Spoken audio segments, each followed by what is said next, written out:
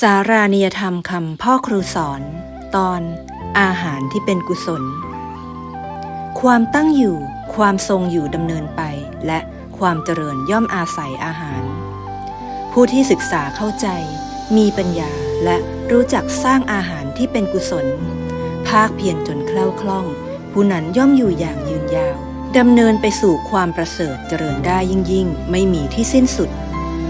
พ่อครูสมณโพธิรักษ์31 กรกฎาคม 2526 Virtues for Fraternal Unity by Phorkru, Wholesome Food. Existence, sustenance, continuation, and growth all depend on nourishment. Those who study, understand, possess wisdom, and know how to create wholesome food, diligently persevering until becoming skillful will enjoy longevity.And progress towards excellence, continuing to grow without end. Phorkru Samana Bhodhirak, the 31st of July, 1983.